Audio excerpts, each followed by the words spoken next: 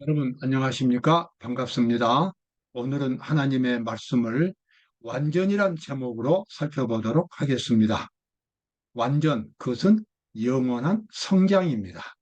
어떤 마지막 지점에 도달한 것이 성경이 말하는 완전이 아니라 끊임없이 그 영원한 목적을 향하여 성장해 가고 있는 과정, 바로 그것이 하나님께서 우리 모두에게 기대하시는 완전이 되겠습니다. 예, 어떤 그리스도인들은 이 완전이란 단어를 아주 싫어합니다. 그래서 부족한 인간에게 완전을 요구하는 것 자체가 잘못된 것처럼 생각을 합니다. 그러나 그러한 생각은 깊이 생각해 보아야 합니다. 왜냐하면 성경에서 하나님은 수없이 우리에게 완전하라고 말씀하셨기 때문입니다. 그리고 하나님께서 우리 각 사람을 구원하실 때에 마지막 단계로서 심판을 하시는데, 심판이 있다는 것은 바로 그것이 우리가 도달해야 할 어떤 수준이 있다는 것을 가리키고 있습니다. 그러한 것들을 생각하지 않고 그저 완전하지 않은 죄인이니까 그저 완전하지 않는 상태로 생활하면 믿음만으로 구원을 받는다고 생각하는 것은 매우 무책임한 신앙생활이 되겠습니다. 오늘 그러한 말씀들을 함께 살펴보도록 하겠습니다. 자, 마태복음 5장 48절 산상보훈에서 예수님께서는 하늘에 들어갈 사람들의 그와 같은 도덕적인 수준을 말씀하신 것이 산상보훈인데요. 그 산상보훈에서 완전을 강조하셨습니다. 그러므로 하늘에 계신 너희 아버지의 온전하심 같이 너희도 온전하라. 산상보훈에서 예수님은 우리 사람들이 하나님의 율법을 엄하게 엄숙하게 지켜야만 한다는 사실을 여러 번 강조하셨습니다. 천국에 가기를 원하는 사람은 반드시 하나님의 율법을 지켜야 하고 지킬 수 있어야 한다는 것을 강조하셨어요. 우리는 그러한 사실을 깊이 생각하면서 완전히 무엇인가를 생각하게 됩니다. 하나님께서 당신의 영역에서 완전하신 것 같이 인간도 자기의 영역에서 완전해야 한다. 마라나다 227쪽에 나와 있는 말씀입니다. 하나님은 하나님의 영역에서 완전하지만 피조물인 우리 인간의 영역에서 완전해야 한다고 하는 것입니다. 자, 그 완전이 어떤 것일까요? 그 완전은 어떤 상태에 도달한 것을 의미하는 것이 아니라 끊임없이 영원한 완전이신 하나님을 향하여 성장해 가는, 성실하게 노력하는, 그래서 끊임없이 변화되어 가는 그와 같은 과정을 성경은 완전이란 말로 표현하고 있습니다. 어떤 사람도 완전을 주장할 수 없다. 기록하는 천사들로 하여금 하나님의 백성들의 거룩한 투쟁과 노력의 역사를 기록하도록 하라. 예, 그렇습니다. 어떤 사람도 완전을 주장할 수가 없습니다. 품성의 완전을 강조하는 소위 시골에서 사는 극단적인 견해를 가진 사람들이 품성의 완전을 강조합니다. 그러나 예수님 오실 때까지 그 어떤 사람도 완전한 품성에 도달할 사람은 없습니다. 아무리 경건하고 아무리 신앙생활을 오래 해도 여전히 품성은 하나님 앞에 불완전한 것입니다. 그러므로 하나님 앞에서 우리가 완전을 내세울 수 있는 것은 그것은 무엇입니까? 보통 성경과 예언신에서 말하는 품성이라고 말하는 것 사실상 그것은 믿음인 것입니다. 믿음의 완전입니다. 하나님을 믿고 예수 그리스도께 자신을 바치는 완전한 헌신, 완전한 순종의 자세, 그리고 하나님 앞에 진실한 마음의 고백, 이러한 것들이 바로 완전에 해당되는 것들입니다. 여기 나와 있는 말씀이 바로 그런 내용입니다. 어떤 사람도 완전을 주장할 수 없다. 기록하는 천사들로 하여금 하나님의 백성들의 거룩한 투쟁은 뭡니까? 죄와 싸워서 이기는 것입니다. 그건 바로 믿음인 것입니다. 투쟁과 노력의 역사를 기록하도록 하라. 사탄에게 굴복하지 않고 어떤 유혹이 와도 믿음을 포기하지 않고 하나님의 선하심을 끝까지 믿기 위하여 투쟁하는 그와 같은 믿음의 완전입니다. 하나님께서 우리에게 기대하시는 완전은 바로 이러한 믿음의 완전이 되겠습니다. 그가 완전으로 나아갈 때에 그는 매일 하나님을 향하여 회심을 경험한다. 회심이란 말은 돌아서는 것입니다. 하나님을 향하여 돌아선다. 매일 돌아선다. 사실 처음에 하나님을 믿을 때에 하나님을 향하여 돌아섰어요. 그러나 우리의 자신이 죄이기 때문에, 우리의 환경이 죄이기 때문에 끊임없이 유혹을 받아서 우리는 방향을 이탈할 수가 있습니다. 너무나 쉽습니다. 하나님을 알면서도 너무나 쉽게 이 죄악 세상으로 끌려갈 수 있습니다. 그래서 진실한 그리스도인은 매일 아침 하나님을 새롭게 만나고 자기의 길을 다시 한번 새롭게 결정하는 것입니다. 감리교의 위대한 창시자, 위대한 부흥사였던 요한 웨슬레는 그렇게 말했습니다. 내가 세상에서 가장 알고 싶은 것은 천국 가는 길이다라고 말했어요. 그는 매일매일 천국 가는 길을 새롭게 찾았습니다. 그리고 하나님 앞에 늘 새롭게 헌신했습니다. 어제 했던 모든 일들은 다 잊어버리고 오늘 새롭게 하나님을 향하여 헌신하는 것입니다. 여기 나와 있는 말씀이 바로 그러한 내용들이 되겠습니다. 그가 완전으로 나아갈 때, 즉 완전을 향하여 나아갈 때에 그는 매일 하나님을 향하여 회심을 경험한다. 이 회심은 그가 그리스도인의 품성의 완전, 즉 최후의 불멸이 될 때 주어지는 그 품성의 완전을 얻을 때까지 계속될 것이다. 끊임없이 그는 회개하고 끊임없이 하나님을 향하여 방향을 잡는 그와 같은 일들이, 회심이 매일 계속되고 아침마다 새롭게 반복이 되겠습니다.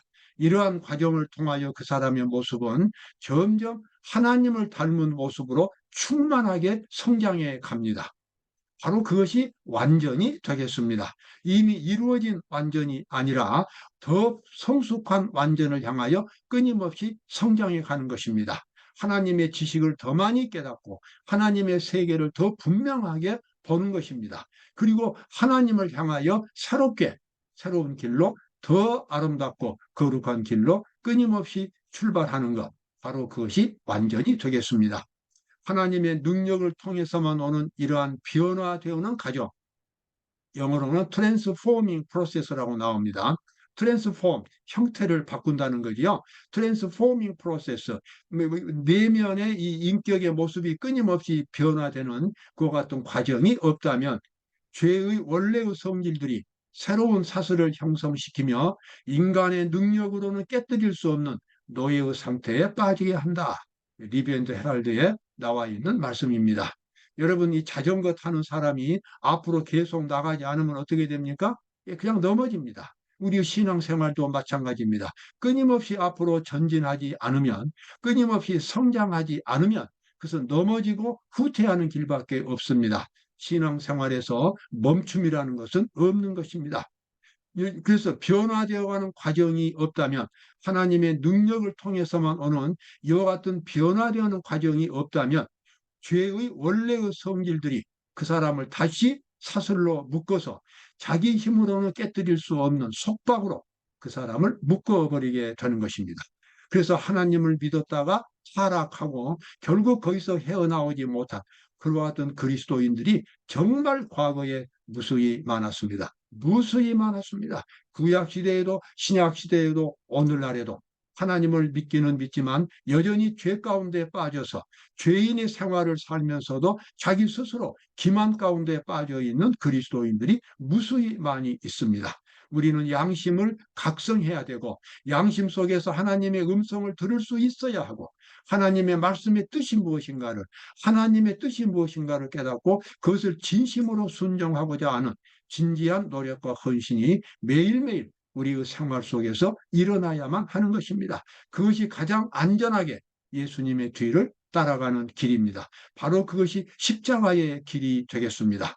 누구든지 나를 따라오려거든 자기를 부인하고 자기 십자가를 지고 나를 따라오라고 예수님께서 말씀하셨습니다. 십자가의 거룩한 정신으로 자기 자신을 살펴보아야 하고, 그리고 그러한 이 마음의 자세로 세상을 살아가기를 노력할 때, 죄와 투쟁할 때 그는 예수님을 따라서 천국에 함께 가는 그런 사람이 되겠습니다. 큰 빛과 귀중한 기회를 가졌으면서도 그 빛 가운데서 걷지 않았으며 그 기회들을 사용하지 않는 자들에게는 치명적인 기만이 드리워져 있습니다.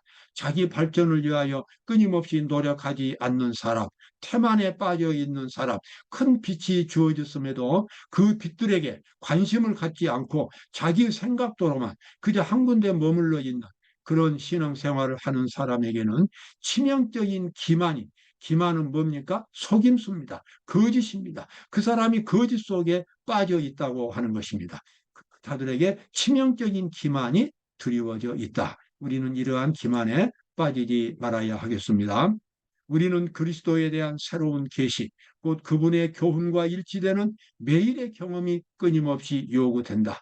우리는 고상하고 거룩한 경지에 도달할 수 있다. 치료봉사 503쪽에 나와 있는 말씀입니다. 우리는 매일매일 새로운 계시를 예수님으로부터 받아야 합니다. 새로운 생명의 빛, 새로운 깨달음, 더 밝은 세계, 더 영원한 진리, 이런 것들을 끊임없이 더 많이 깨닫고 더 많이 순종하고, 그래서 그리스도의 형상이 우리 속에서 끊임없이 성장해 가는 것 같은 점진적인 경험, 바로 그것이 우리에게 필요하고, 그러한 과정을 완전이라고 표현할 수가 있겠습니다. 품성은 쉬지 않고 형성되고 있다. 하나님의 천사들은 도덕적인 가치를 바라보고 있다. 하나님께서는 당신의 백성들을 시험하시고 확증하고 계신다. 우리의 생활 속에서 이런저런 시련들이 다가오는 것은 하나님께서 우리를 시험하시고 우리의 약점을 보이기 위해서 그러한 것들을 허락하신 것입니다. 그래서 평화로운 때는 자기 자신을 잘 모르지만 어려울 때, 시험을 당할 때, 어떤 시련이 닥칠 때는 자기의 약점이 노출됩니다. 그러면 그 노출된 자기 약점을 가지고 하나님 앞에 기도하고 그것을 수정해 나가야 되는 것입니다. 그것을 회개하고 버려야 되는 것입니다. 그래서 더 완전한 그리스도인이 되도록 하나님께서는 끊임없이 우리를 더 성숙한 길로 이끌어 가시는 것입니다. 그런 가족 과정에서 하나님께서는 우리가 시련과 역경을 당하고 때로는 쓰러지고 때로는 고통당하고 울면서 하나님을 매달리는 그러한 경험들이 우리에게 필요한 것입니다. 그러한 과정들을 통해서 우리는 더 높은 단계로 성장하게 되겠습니다. 여기 나와 있는 말씀 다시 읽겠습니다. 품성은 쉬지 않고 형성되고 있다. 하나님의 천사들은 도덕적 가치를 바라보고 있다. 여기서 도덕적 가치라고 하는 것은 천국에 가서 살 수 있을 만큼 고상한 그와 같은 정신을 갖고 있는 것을 의미합니다. 그 사람이 정말 천국에 가서 살 수 있을 만큼 고상한 정신적인 가치를 가지고 있는가, 천사들이 달아보고 있다는 것입니다. 그리고 그와 같은 목적에 도달할 수 있도록 하나님께서는 당신의 백성들을 시험하시고 걱정하고 계신다. 그래서 우리의 품성은 하루도 쉬지 않고 만들어져 가고 있습니다. 성경은 이러한 하나님의 형상이 만들어지는 과정을, 그것을 인침이라고 그렇게 말합니다. 그래서 마지막 때에 구원받을 사람들은 바로 인침, 끊임없이 하나님의 형상이 속에서 새겨지는, 각인되는 그러한 사람들을 성경은 마지막 때 남은 백성들로 그렇게 말하고 있습니다. 베드로후서 1장 4절에 나와 있는 말씀입니다. 이로써 그 보배롭고 지극히 큰 약속을 우리에게 주사 하나님께서 우리에게 고귀한 약속을 주셨다는 것입니다. 이 약속으로 말미암아 너희로 정욕을 인하여 세상에서 썩어질 것을 피하여 신의 성품에 참여하는 자가 되게 하려 하셨으니. 아멘. 베드로는 예수님의 사랑받는 제자였습니다. 베드로는 예수님의 약속 가운데서, 예수님의 사랑 가운데서 하나님의 큰 뜻을 발견했습니다. 아무리 타락한 죄인이라도 하늘의 거룩한 백성으로 만들 수 있는 그와 같은 사랑과 능력이 바로 예수님 안에 있다는 것을 베드로는 발견했습니다. 그래서 그 약속을 하나님께서 주셨다는 것입니다. 그래서 이로써 그 보배롭고 지극히 큰 약속을 우리에게 주사 그 약속으로 말미암아 정욕을 인하여 세상에서 썩어질 것을 피하여, 여기서 썩어질 것은 바로 죄의 본성입니다. 죄의 습관들입니다. 이 죄는 정말 썩어져서 없어지고 사라져야 할, 버려야 할, 정말 불에 태워서 폐기 처분해야 할 그와 같은 오물들이 바로 죄들입니다. 그 죄들이 우리 속에 있습니다.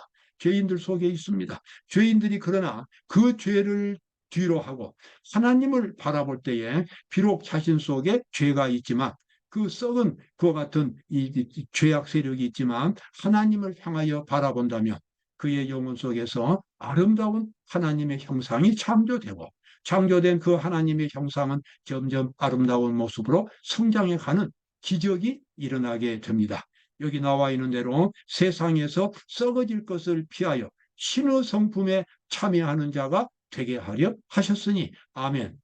하나님께서 독생자 예수 그리스도를 이 땅에 보내주시고 예수님의 희생과 십자가를 통하여 우리에게 놀라운 일이 이루어지도록 준비해 놓으셨습니다. 바로 그것은 우리가 신의 성품에 참여하는 하나님의 거룩한 품성을 가질 수 있는 참으로 고상하고 위대한 피조물들이 될 수 있는 그런 특권을 가리키겠습니다. 하나님께서 이 특권을 우리 모두에게 주신 것입니다. 우리가 이러한 비결들을 반드시 습득해야만 되겠습니다. 이러므로 너희가 더욱 힘써 너희 믿음의 덕을, 덕의 지식을, 지식의 절제를, 절제의 인내를, 인내의 경건을, 경건의 형제우애를, 형제우애의 사랑을 공급하라. 여기 나와 있는 말씀들이 다 아름다운 참으로 귀중한 이 그리스도인의 덕목들입니다. 믿음과 그 다음에 지식과 절제와 인내와 경건과 형제우애와 그 다음에 사랑입니다.